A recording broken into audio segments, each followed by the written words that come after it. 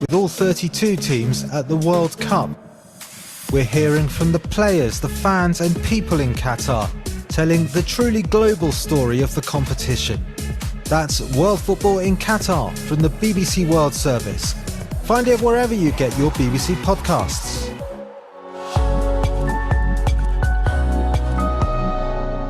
Thanks for downloading the Witness History podcast from the BBC World Service.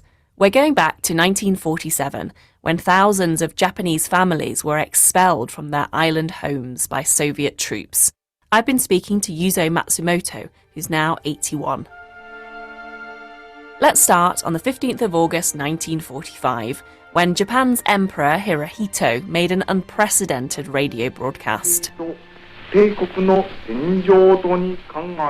The emperor, who many Japanese had never heard speak until now, is ending his country's involvement in World War II and agreeing to the Allied forces' terms.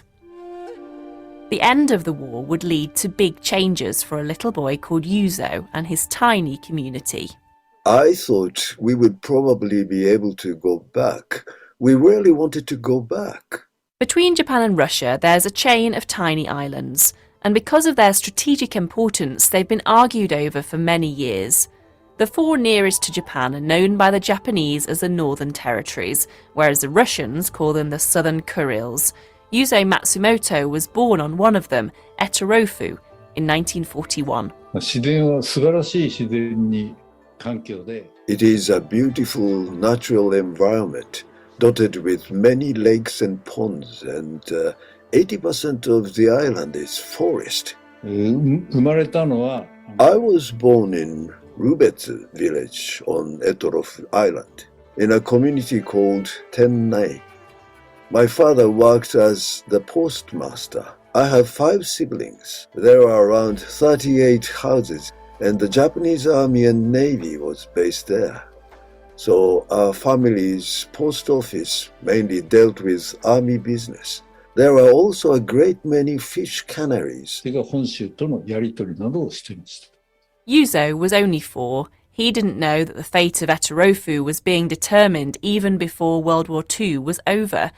At the Yalta Summit in 1945, the leaders of the US, USSR and UK met to share out the post-war world. They agreed the Soviet Union would get all of the Kuril Islands, and despite no deal being signed with the Japanese, Soviet soldiers came to Yuzo's home 2 weeks after Japan surrendered. They arrived on August the 29th, 1945. We had been told the day before that Soviet army was coming. It was really the beginning of the looting. The first thing they took were wristwatches, things they could see. Took any visible valuables, while the next group took bedding and blankets. There was nothing left for the next group, so they took things from the small indoor family shrine. The soldiers came at least 5 times.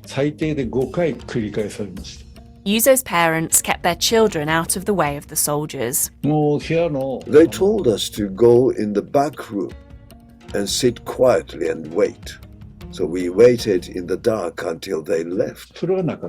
After that introduction, it became clear the Soviet soldiers were there to stay, and there were more Soviet citizens to come. After September the 10th, there was an influx of Russian nationals, normal Russian people. In some cases, we shared the house with the Russians. We lived together like that for 1.5 years. I wouldn't go so far as to say we became friends, but while we weren't particularly well off ourselves, we could see by the clothes the Russian people wore how badly off they were. My father often said, "Look at the Russians and their clothing. We may have lost the war, but we are still better off than they are." And because all of us were poor, I think, it helps strengthen our relationship. Yuzo's family home and post office was shared with Soviet soldiers. The Russians used it to print the Communist Party newspaper and issue ID cards. After 18 months of living side by side with Soviet soldiers and civilians, Yuzo's time living on Eterofu came to an end. The Japanese were told in July 1947 that they no longer had the right to live there. We are moved across to the Pacific side of the island, forcibly loaded onto Soviet boats. What was particularly distressing was that we didn't climb on board the boats. We were loaded on in fishing nets, stuffed into the nets, hoisted up by crane and then dumped heavily into the hold. This happened until there were about 800 people on board, who were then taken to a prisoner of war camp on Karafto, an island known by Soviets and Sakhalin. Yuzo was just 6 when he was put on a ship to Sakhalin in one of those nets with his mother and his siblings.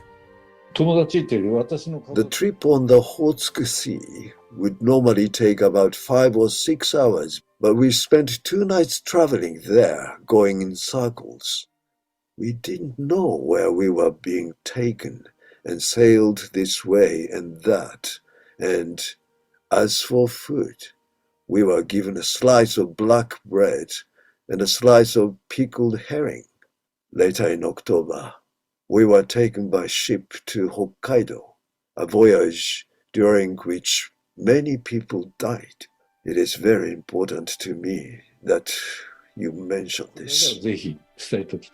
All the Japanese people, including Yuzo, were taken to the port of Hakodate on one of the main Japanese islands of Hokkaido.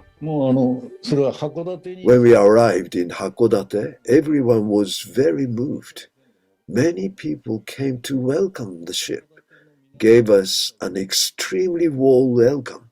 We were kept together and sprayed with disinfectant and held there for a while.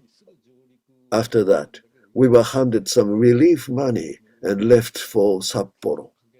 Hakodate had an aid bureau, and the people there were incredibly kind, and I remember thinking I was pleased I was Japanese like them. Yuzo and his family settled in Sapporo, where he still lives now. In 1956, the Japan-Soviet Joint Declaration restored diplomatic ties between the two nations, but a formal peace deal remained out of reach because of the territorial dispute over the 4 islands. 47 years after leaving his home, Yuzo was able to step onto Eterofu for the first time in 1994, after visits were finally allowed for former residents. I was deeply moved the first time I saw the island. I felt as though I was finally back. I could finally stand on Etorof soil, which was very moving. We stayed one night with local families and spent time talking with them. I was able to revisit the island, a place I thought I would never be able to return to. I have been near or on the island 16 times in total, but unfortunately, my parents were never able to set foot on Etorof again, and that was extremely disappointing for them. The first time we returned to the island in person, I took photos of my parents with me and buried them there. You're not supposed to, but I did anyway. The COVID pandemic stopped the visits for the residents, and then Russia's invasion of Ukraine complicated things further. Japan's support for Ukraine has stopped the discussions about the islands. Yuzo Matsumoto was speaking to me, Laura Jones, for the Witness History podcast from the BBC World Service. Hi, I'm Manny, host of World Football in Qatar, the podcast leading the conversation on the global game. The 2022 Men's World Cup is underway. As 32 nations dream of World Cup victory, we're going behind the scenes in Qatar, talking to the teams, the fans and people there for the tournament. I think the team fed off the energy. There was a lot of Ecuador fans there. I mean, it's huge. You represent something that's bigger than yourself. It's a dream for all of us. So we'll give everything on the pitch to make them proud. That's World Football in Qatar from the BBC World Service. It's a World Cup time. It's ready to go. Find it wherever you get your BBC podcasts.